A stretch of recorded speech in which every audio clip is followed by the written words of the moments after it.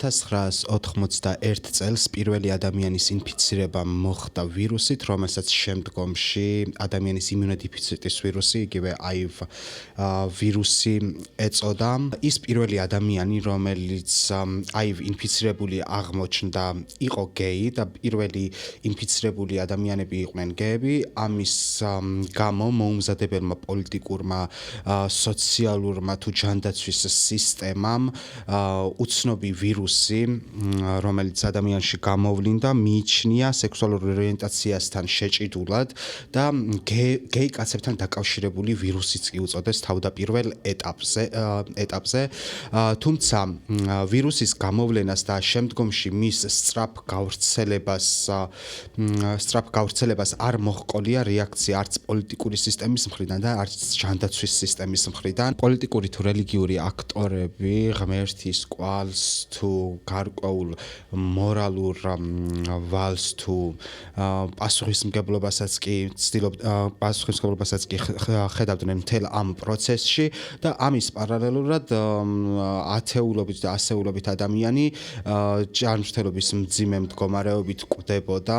80-იანი წლები აღმოჩნდა განსაკუთრებული ტკივილის, ბრაზის და გლოვის 10-წლეული განსაკუთრებით გეი კაცებისთვის და queer თემისთვის, რადგან მათ დაავადებად მიჩნეული HIV ინფექცია მეგობრებს თუ ნაცნობებს უკლავდა არაერთ ადამიანს. 90-იან წლებშიც იგივე გაგრძელა, უბრალოდ 90-იან წლებში ბევრად თანმიმდევრულად იწყებენ ადამიანები აქტივისტურ საქმიანობას და ცდილობენ, რომ სახელმწიფოები დააინტერესონ, მათი ყურადღება მიმართონ მკურნალობის აუცილებლობაზე, ტესტირებების თუ კვლევების ჩატარების აუცილებლობაზე, იმისთვის, რომ ეს მდგომარეობა ადამიანების გაწირვის და მათი უიმედოდ სიკვდილის შეცვლილი იყო და რაღაცნაირად მკურნალობის საშუალებები გაჩენილიყო და ეს იზოლაციონისტური მიდგომა, რაც სახელმწიფოებს ჰქონდათ თითქოს HIV ინფექცია გეების დაავადება იყო, ეს წესრიგი ამოტრიალებულიყო. 90-იანი წლებიდან მართლაც იწყება, იქმნება ფონდები, საერთაშორისო ორგანიზაციები, რომლებიც HIV ინფექციისა და შიდსის შესახებ ცნობიერების გაზრდას, კვლევების დაფინანსებას და სხვადასხვა რიგი მიმართულებებით აქტიურობის გაზრდას ემსახურებოდნენ. 90-იანი წლების მეორე ნახევარში პირველი მკურნალობის მეთოდი შემოვიდა, 2000-იანების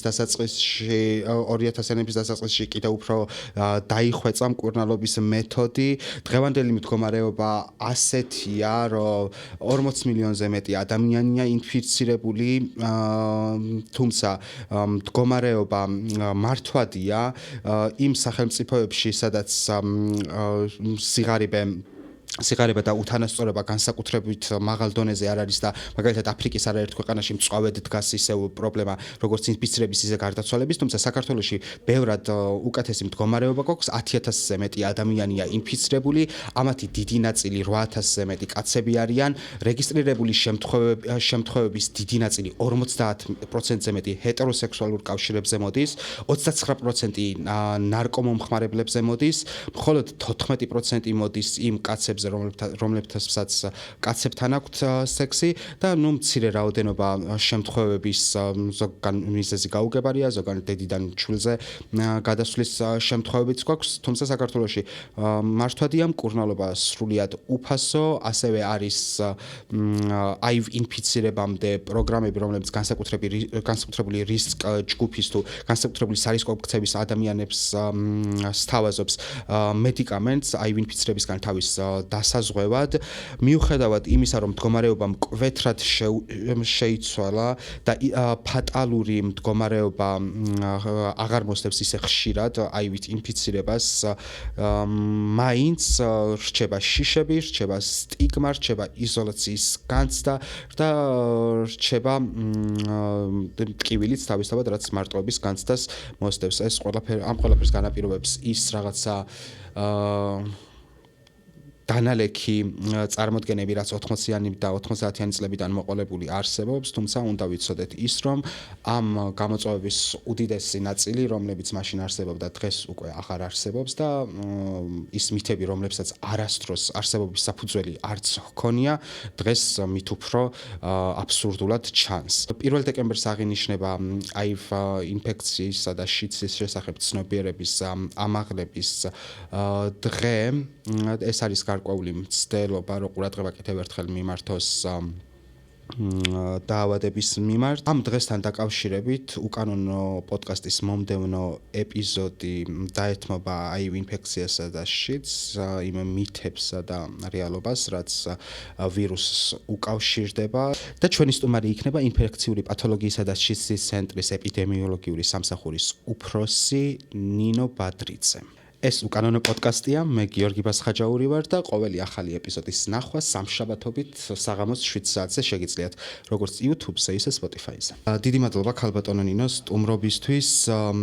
სანამ მოვყვებით მთელი მამაბაზე, რაც HIV ინფექციასა და შიდს უკავშირდება, რო განვმარტოთ მარტივად, ბევრი მითი და ტყუილიც არსებობს, რო განვმარტოთ მარტივად, რა არის HIV ინფექცია და რა არის შიდსი?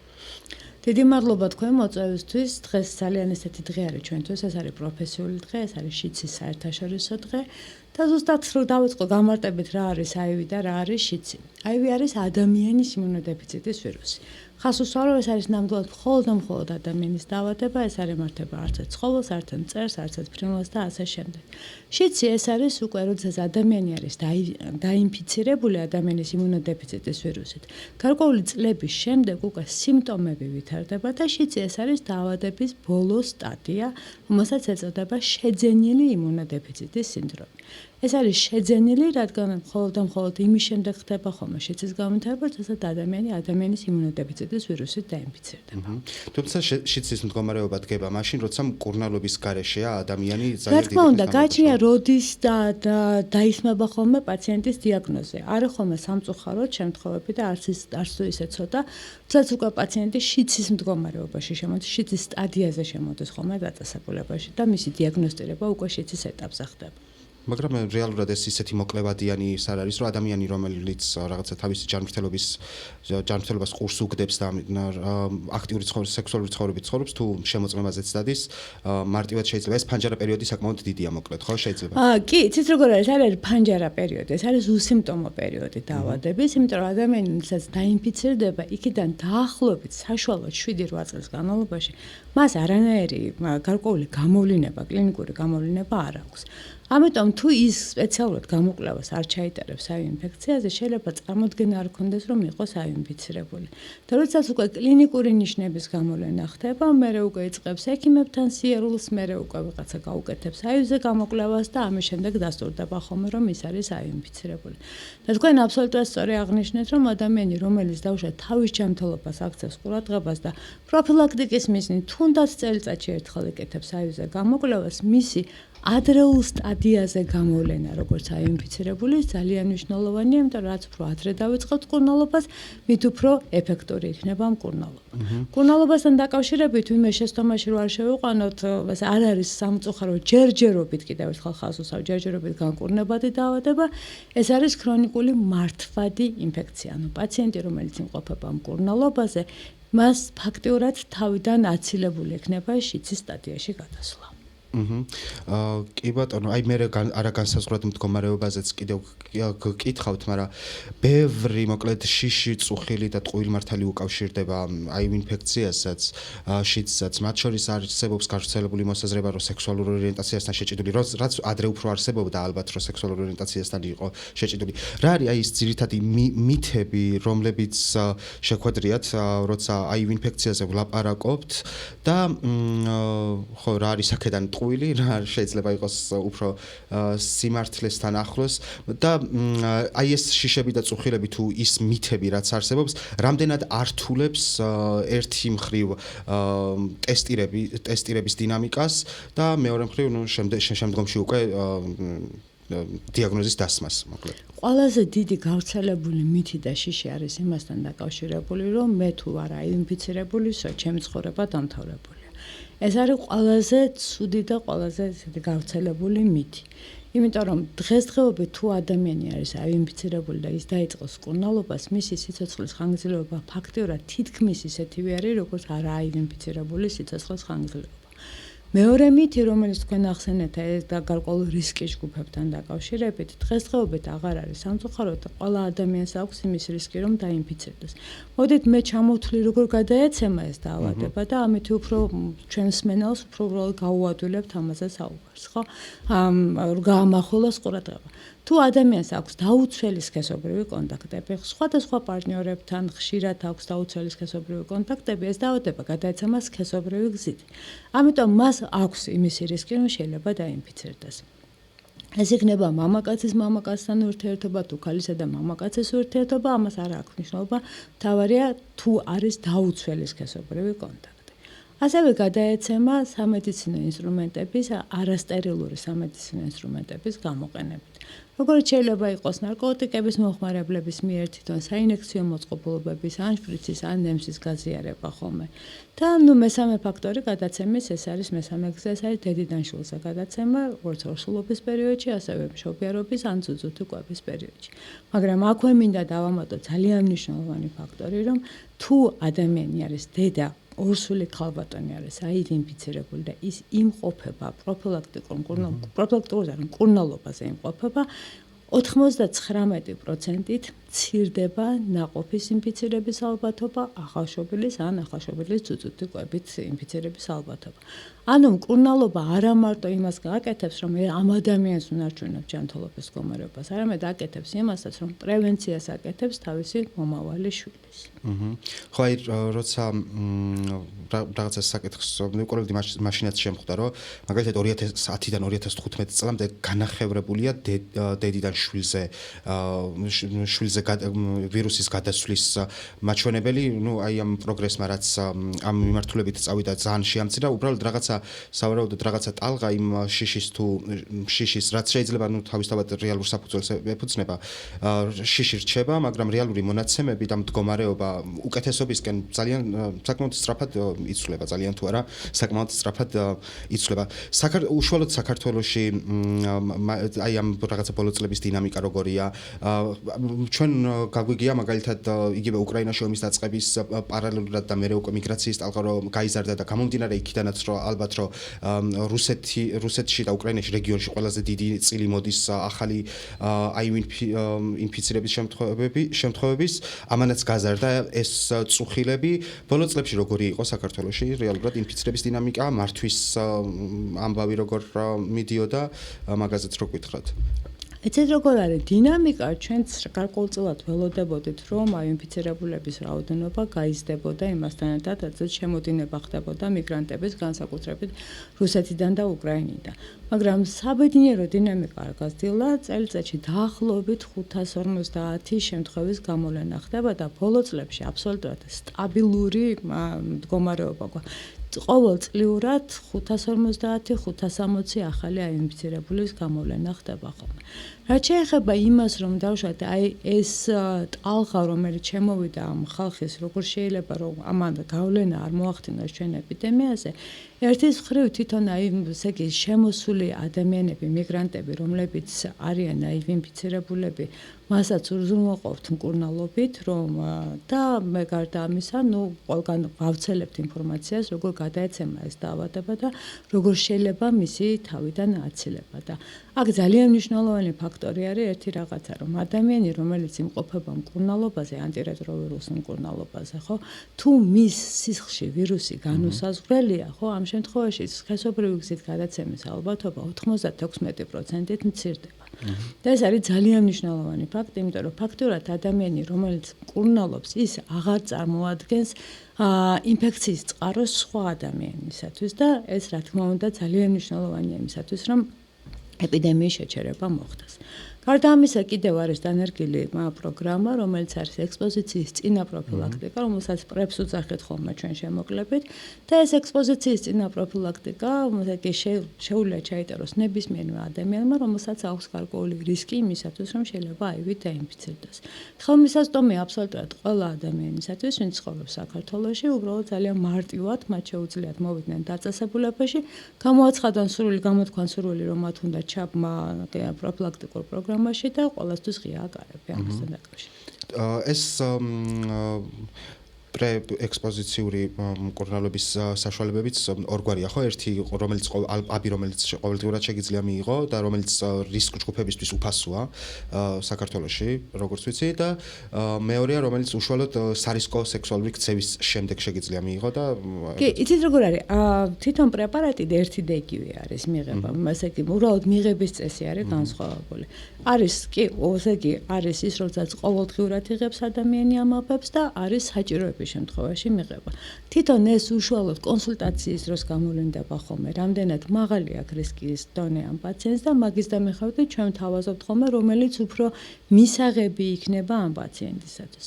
ყველა ადამიანი, რომელიც საქართველოში იმყოფება, ყველასთვის ხელმისაწვდომია და ყველასთვის უფასო არის აი ეს ამ პროგრამაში ჩართულობა. არა მარტო ძალიან მაღალი რისკის ჯგუფის წარმომადგენლებისთვის, ასევე თუ ადამიანს მაგალითად ყავს აინფიცირებული სქესობრივი პარტნიორი ან რაღაცა მსგავსი, ყველა შეუძლია ჩაერთოს ამ პროგრამაში უფასოდ. აი რა მიმართულებით ხედავთ განსაკუთრებით გამოწვევებს? აი რამდენად არის ერთი მხრივის შიშები თუ რაღაც აპოკალიფტური წარმოდგენები, რაც აივს უკავშირდება დაძლეული საქართველოში და ამ მიმართულებით რაღაცნაირად საინფორმაციო კამპანიის თუ ან ცოდნის გაზრდა თუ ცნობიერების გაზრდა რამდენად არის გამოწვევა? ყველაზე დიდი გამოწვევა მაინც არის სტიგმატიზაცია ქვეყანაში. ეს არა მარტო საქართველოშია, რა თქმა უნდა, ყველა ქვეყანაშია, უბრალოდ მეტნაკლებად არის სტიგმა გავრცელებული. ჩემდა საბედნიეროდ მინდა აღვნიშნო, რომ ეს ახალი თაობა, ახალგაზრდა თაობა, რომელიც მოდის, იმათთან ბევრად უფრო ნაკლები არის სტიგმა, თუმცა მაინც არიან გარკვეული ადამიანები, რომლებშიც HIV ინფექცია, სიტყვაც კი უკვე HIV იწვევს სტიგმატიზაციას. რატომღაც ადამიანებს ჩარჩენილი აქვთ, რომ აი მხოლოდ და მხოლოდ მაღალი რისკის ჯგუფის ან არასწორი ქცევის ადამიანებისთვის არის, რაც ესე ნამდვილად არ არის, იმიტომ რომ ყოველთვის არსებობს რაღაცა გარკვეული რისკ ფაქტორი, რომ ვიღაცა შეიძლება დაემართოს აი ინფექცია. ამიტომ მაინც ყველაზე დიდ გამოწვევად მაინც სტიგმატიზაცია მიმაჩნია და თვით სტიგმა ძალიან დიდია ადამიანებს, რომლებიც ფიქრობენ, რომ ისინი შეიძლება იყვნენ აინფიცირებულები, ამბობენ, რომ გავიგო მე რომ აინფიცირებული ვარ, მე დღეს ვერ მოხვდები, იმიტომ რომ არ არსებობს ამისთვის რაღაცა გარკვეული მკურნალობა, მე ვიქნებით აღდასმული ადამიანი, ჩემ ინფორმაციას ყველა გაიგებს, რაც აბსოლუტურად არ შეესაბამება რეალობას. როგორც აღვნიშნე, ადამიანი, რომელიც დაიწყოს მკურნალობას მის სიცოცხლეს, არა მარტო ხანგრძლივობა, მისი სიცოცხლის ხარისხიც აბსოლუტურად ძალიან ესეთი არის ნორმალური და კარგი არის და გარდა ამისა, დაუშვათ მას აბსოლუტურად უფასო აქვს ეს მომსახურება, სამედიცინო მომსახურება და არსად ამ ინფორმაციას ეს არის კაცრად კონფიდენციალური ინფორმაცია და მხოლოდ და მხოლოდ მას ვისაც უნდა თვითონ ვისაც გაუმხელს ამ თავის სტატუსს, მხოლოდ და მხოლოდ იმ ადამიანებს შეუძლიათ მიიღონ უთხრას ეს სტატუსი. დანარჩენი გამჟღავნება ამ ინფორმაციის არსად არ ხდება, აბსოლუტურად კონფიდენციალური. და პრინციპში ყოველდღიურ რუტინასაც არსებითად არ ცვლის, ეს არის ძალიან მარტივი პროცედურა. არა, ეს ადამიანები ჩვეულებრივად მუშაობენ და დიან სამსახურში ოჯახებს ქმნიან ყველაფერი, იცით. დღესდღეობით აბსოლუტურად შეცვლილი არის აივთან მიდგომა, იმიტომ რომ კიდევ ერთხელ ვიმეორებ, რომ არაფრით არ განსხვავდებიან ეს ადამიანები, გარდა იმისა, რომ მათ უწევთ რაღაცა გარკვეული აბების მიღება ყოველდღიურად. აი, ეს არის მათში სხვაობა. რა თქმა უნდა, ძალიან დიდი მნიშვნელობა აქვს, როდის მოხდება პაციენტის დიაგნოსტირება. რაც უფრო ადრეულ ეტაპზე მოხდება, მით უფრო ადვილი არის ჩვენთვისაც და ექიმებისთვის, რომ უფრო კარგად შევინარჩუნოთ მისი ჯანმრთელობის მდგომარეობა. მაგრამ როდესაც პაციენტი ძალიან დაგვიანებულ სტადიაზე შემოდის, როცა უკვე განვითარებული აქვს ძალიან ბევრი დაავადება, ამ შემთხვევაში ძალიან დიდი ძალისხმევა უწევთ ექიმებს და სამწუხაროდ ყოველთვის ხშირად ვერ ხერხდება ხოლმე ადამიანის სიცოცხლის გადარჩენა. მე მაქვს ერთი ასეთი წუხილი, რომლის ვერბალიზებასაც ვეცდები, აი მუდმივად თავისთავად დავდივარ ცენტრში შემოწმებაზე, სხვადასხვა ტიპის ანალიზებსაც ვიკეთებ. თუმცა აი ბოლო პერიოდში და განსაკუთრებით აი რაღაცნაირად როცა სახელმწიფო უკან მიდის და რაღაცნაირად წნეხი მოქალაქეებზე უფრო მეტად იზრდება ან შიშები და ეს ტერორის განცდა იზრდება, ალბათ მაგის გავლენაც იყო.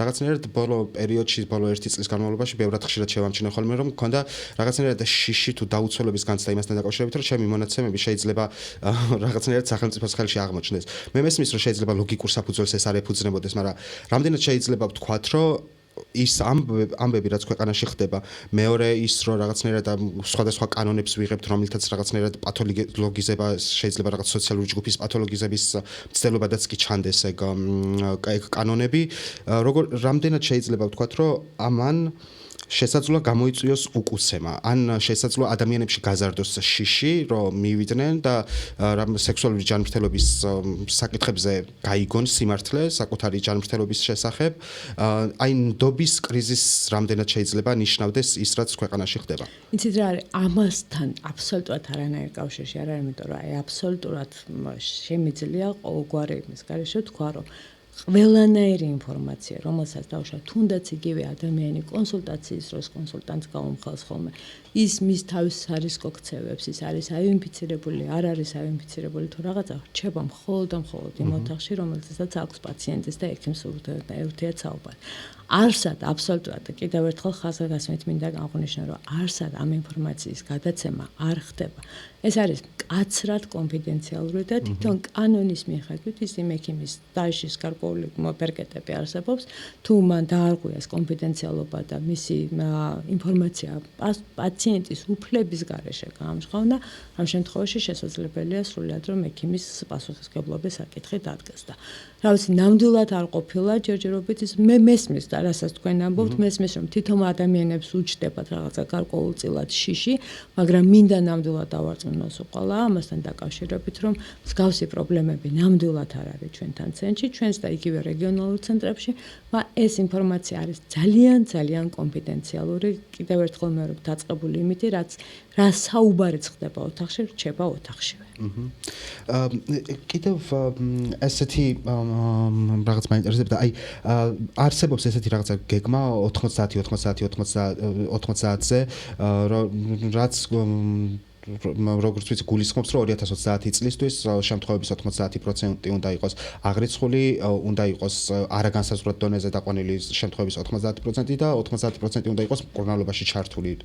მგონი ეგეთი განაწილება იყო. აი რაღაცნაირად გაზომილი თუ დათვლილი თუა საქართველოში როგორია მდგომარეობა, თუ აი რა რაოდენობის შესახებ შეიძლება არ ვიცოდეთ, ან რაღაცა მაგის გაზომვა თუა შესაძლებელი, ან როგორია მოკლედ აი ის სტატისტიკა რაც 90-ზე შეიცვალა 95-95 სამიზნე კიდევ უფრო მაღლა იწია სამწუხაროდ ჯერჯერობით თალსოფლიოში ჯერ იგივე 90-ის მიღწევა ვერ მოხდა 90-დანაც შორს ალბათ მაგრამ ნუ მაინც უფრო კიდე თამასა მაღლა აწიეს რომ რაც შეიძლება უფრო მალე გამოვალინოთ თვითონ პაციენტები 90 საქართველოშიც არ არის მიღწეული, რა თქმა უნდა, არც შესაბამისად 95-იც არ არის მიღწეული, მაგრამ რამდენადაც მე მახსოვს დაახლოებით 85-დან 97%-მდე ვართ მისულები. რო გავუმარტო რა არის ის გივეს 90-ზე, ან 95-95-95-ზე, ეს ნიშნავს იმას, რომ ესე იგი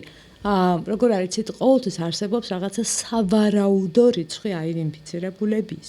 აი ამ სავარაუდო რიცხვის გამოთვლიდან იქიდან მინიმუმ 90% უნდა იყოს გამოვლენილი, ანუ ახალი გათვლებით 95% უნდა იყოს გამოვლენილი.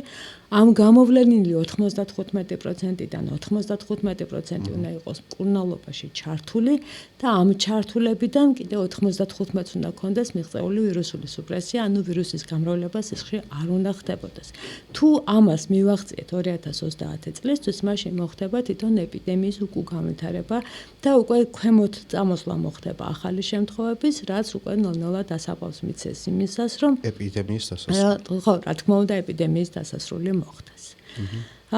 თვითონ როგორ ეცეთ ძალიან ამბიციური გეგმაა. რა თქმა უნდა, ჩვენც ყოველთვის რაღაცა სიახლეებს ყოველთვის უერთდებოდით და 2020 2021 ახლა ზუსტად არ მახსოვს, ჩვენც მივიღეთ დეკლარაცია საქართველოში, მაშინ ბატონ თენგიზ ცერცვაძის თაოსნობით, რომ 2030 წლისთვის უკუ განვითარება მოვახდინოთ ეპიდემიის ქვეყანაში და ეს ამ უკუ განვითარების მოხდება მხოლოდ და მხოლოდ იმ შემთხვევაში, როდესაც ყველაზე მნიშვნელოვანი არის პირველი რგოლი, რომ გამოვავლინოთ ის ადამიანები, რომლებიც არიან ინფიცირებული. გამოვავლინოთ, ცოტა ცუდი ნათქვამია, რაღაცა გამოდის, რომ ჩვენ რაღაცა თითქოს რაღაცა პოლიციური ძალი და აქტიურად უნდა ჩავუვარდეთ. არა, აქ განათლებას აქვს ძალიან დიდი მნიშვნელობა და თვითონ აი ამ ადამიანების მხრივ დამოკიდებულებას, რომ მოვიდნენ და ჩაიტარონ გამოკვლევა ინფექციაზე, იმიტომ რომ კიდევ ერთხელ ვიმეორებ, რომ აი გამოკვლევა არის საწინდარი იმისი, რომ ესენი თავს კარგად გრძნობდნენ და კარგად იყვნენ და ამიტომ რაც უფრო ცნობიერება თვითონ მოსახლეობის ამაღლდება, რაც უფრო უკან გადავდებთ იმ მითებს, რომლებიც არსებობს აივთან დაკავშირებით, ხო, მით უფრო მალე მოხდება აი ამ ადამიანების გამოვლენა, მით უფრო მალე მოხდება მათ მკურნალობაში ჩართვა და შესაბამისად მე უკვე ახალი შემთხვევების რაოდენობა ნელ-ნელა და საბოლოოდ მე უკვე დრამატულად ქვემოთ დაიწევს. კი ბატონო, აი წლებია ვაკვირდები სხვადასხვა ახალ ამბავს და რაღაცნაირად წავა ხოლმე პროცესი კლინიკური ცდების და ახალი მცდელობების იმისთვის, რომ გამკლავება თუ სუპრესია მოხდეს აივ ინფექციის ისე რომ რაღაცნაირად მე მიშველება ხშირად წამლის აღარ სჭირდებოდეს და ნუ საბოლოოდ ხოლმე კრახს განიცდის ეს მცდელობები, რაც გასაგებია, არ არის ეს რაღაცნაირად ძალიან ძველი ვირუსი და საკმაოდ ისეთი რთულად მართვარდი ამბავია, მაგრამ აი რა შეიძლება ითქვას, როგორია ახლა მდგომარეობა მკურნალობის კუთხით, რა არის რაღაცა თუ არსებობს რაღაც იმედის მომცემი სიახლეები, რომლებიც შეიძლება ნიშნავდეს რომ ადამიანებს იმ ტვირთის გაწევაც აღარ მოუწევთ, რასაც ყოველდღურად მედიკამენტის მიღება ნიშნავს და ხო, აი როგორია მოკლედ ლანდშაფტი აი ამ მკურნალობის მიმართულებით განცდილი პროგრესის. კი, პირველი პროგრესი საერთოდ ის იყო, რომ ანტირეტროვირუსული პრეპარატები გაჩნდა. 2000-იანების დასაწყისში. კი, იმიტომ რომ მანამდე საერთოდ უბრალოდ ყოველგვარ იგივე ქრონიკულ მართვად ინფექციაზე ლაპარაკიც არ იყო და სამწუხაროდ ძალიან ბევრი ადამიანი გარდაიცვალა იმის გამო, რომ მკურნალობა არ არსებობდა. პირველი ანტივირუსული პრეპარატები გაჩნდა 1996 წელს. მერე უკვე შემოვიდა ორმაგი თერაპია, მერე გაჩნდა უკვე სამაგი თერაპია. საქართველოში 2004 წლიდან უკვე აბსოლუტურად ხელმისაწვდომი გახდა მკურნალობა ყველასათვის გლობალური ფონდის მხარდაჭერით. და ეს მკურნალობა რას გულისხმობთ? მოდით ჯერ ეს განვუმარტოთ ჩვენს მენელს. მკურნალობა ნიშნავს იმას, რომ ესე იგი ეს ადამიანები ყოველდღიურად იღებენ გარკვეულ აბებს, რომ მათი ჯანმრთელობის მდგომარეობა შენარჩუნებული იყოს. ეს იყო პირველი და ძალიან დიდი წინ გადადგმული ნაბიჯი და პროგრესი. დღესდღეობით უკვე ლაპარაკი არის და უკვე ასე იგი ევროპის და ამერიკის და ნუ მოდით განვითარებული ქვეყნებში დანერგილი არის სტრატეგია, რომელსაც გრძელვადიანი პრეპარატები ქვია, საინექციო პრეპარატები, რომელზეც თვეში ერთხელ შესაძლებელია მისი გამოყენება, რომ ამ ადამიანებს არ უწევთ ყოველდღიური აბების მიღება. უბრალოდ ეს არის ძალიან ძვირად ღირებული პრეპარატები, თუმცა ამჟამად უკვე არის საუბარი იმაზე, რომ მოხდება მისი პატენტების გამოშვებას და ბევრად უფრო ხელმისაწვდომი გახდება და რა თქმა უნდა საქართველოც იგივე გლობალურ ფონდთან და დაავადების კონტროლის ცენტრთან ერთად და ყველა ჩართულები არიან ამაში, რომ სამომავლოდ ჩვენც გქონდეს ამისადმი ხელმისაწვდომობა, რომ ეს პრეპარატები მე კიდევ ერთხელ მოვხდეს, ეს არის სამომავლო გეგმები, ეს დღეს და ხვალ ვერ მოხდება, მაგრამ იმედი გვაქვს, რომ ჩვენთანაც მოხდება ამ პრეპარატების, როდესაც დაიწყება უკვე გენერიკების წარმოება, ჩვენთანაც შემოვა ეს პრეპარატები და ამ ადამიანებს ყოველდღურად აღარ მოუწევთ ამ პრეპარატის მიღება. გარდა ამისა, გამოცდას გადის საკმაოდ ბევრი პრეპარატი, როგორც არის შეიძლება ვაქცინის გამოგონება მოხდეს, იყო, არ ვიცი, ალბათ გაგიგიათ რაღაცა, იყო ბერლინელი პაციენტი, რომელსაც ხეროვანი უჯრედები გადაენერგა და რამდენიმე შემთხვევა იყო. კი, უკვე დაახლოებით ეხა მე-9 და მე-10 შემთხვევა არის, რომელსაც დაკვირვების ქვეშ არის და ვარაუდობენ, რომ მათი სრული განკურნება მოხდება და ამანაც დაუდო საფუძველი იმას, რომ გაჩნდა იმედები, რომ შიცი გახდება განკურნებადი დაავადება. და ხო, ქრონიკული ახლა ქრონიკული მდგომარეობა, შეიძლება ქრონიკულიც აღარ იყოს სამომავლოდ. აი ერთსაც გკითხავთ ბოლო პერიოდში ამერიკაში ტრამპის პრეზიდენტობის შემდეგაც რაღაცნაირად ეს შფოთვები და შიშები იმასთან დაკავშირებითაც გამძაფრდა, რომ რაღაცნაირად ამერიკა ძალიან მნიშვნელოვანი დამფინანსებელი იყო მსოფლიოს მასშტაბით არაერთ პროგრამას აფინანსებდა და მაგ ნაწილშიც გაჩნდა შფოთვები. თუ გაქვთ ინფორმაცია ან რაიმე ცოდნა მაგაზე რომ შეიძლება კრიზისი დადგეს მსოფლიოში მართვის თვალსაზრისით ან მსოფლიოში ახლა ცოტა რთული სათქმელია, იმიტომ რომ როგორ არიცით ახლა გააჩნია ქვეყნებსაც, ხო, ახლა რომ ქვეყნებზე ალაპარაკი და არ ამგონია რომ ამასთან დაკავშირებით კრიზისი დადგეს, იმიტომ რომ ყველას კარგად გაცნობიერებული რომ თუ ეს ეპიდემიის შეჩერება არ მოხდა და თუ წამლების შეჩერება მოხდა, პირიქით ძალიან სერიოზული და ძალიან ცუდი მდგომარეობა იქნება და არ ამგონია რომ აქამდე მივიდეს ეს საკითხი და ძალიან ბევრი ქვეყანა საქართველოს ჩათვლით ძირითადი დაფინანსება პრეპარატების ხდება ხოლმე თვითონ სახელმწიფოს მიერ. საკმაოდ დიდი წილი არის სახელმწიფოს მიერ და ძალიან ცოტა არის ხოლმე გლობალური ფონდის მიერ და როგორ იყო იცით თავიდან ყველაზე დიდი წილი იყო გლობალური ფონდი და ძალიან მცირე იყო სახელმწიფოს წილი და მე ნელ-ნელა ხდებოდა. ეს გეგმა ისედაც ესეთი იყო. კი, გეგმა იყო ესეთი, კი და გეგმის მიხედვით მიდიოდი და საკმაოდ დაბალი დარჩა გლობალური ფონდის წილი და მკურნალობასთან დაკავშირებით, რა თქმა უნდა, და ძირითადი ნაწილი მაინც სახელმწიფოდან შემოდის ხოლმე პრეპარატებს. სახელმწიფო ახდენს ამის შესყიდვას და კიდევ ერთხელ მეორე არ ამგონია რომ რომელიმე ქვეყანაზე ხა ამან გავლენა მოახდინოს, იმიტომ რომ მაინც ძირითადად ყველა სახელმწიფოს საკმაოდ დიდი წილი აქვს მკურნალობის თავის-თავზე აღებული და ამასთან ერთად მართლა ყველა ძალიან კარგადაა გააზრებული, რომ თუ ჩვენ მკურნალობა რომელიღაცა ქვეყანა მაინც გააჩერა, რომ ამას არასახარბიელო მდგომარეობა მოყვება.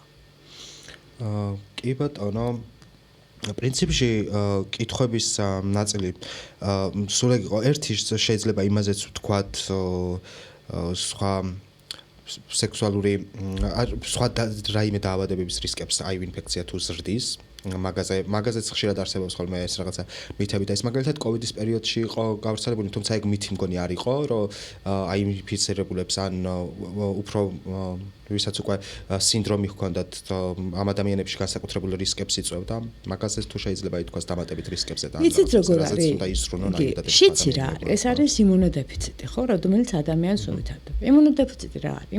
იმუნიტეტი არის ჩვენი დამცველობითი სისტემა, ხო? და ამ შიცის ფონზე ესე იგი, რომ ჩვენი იმუნოდეფიციტი იმუნური სისტემის დაქვეითება ხდება.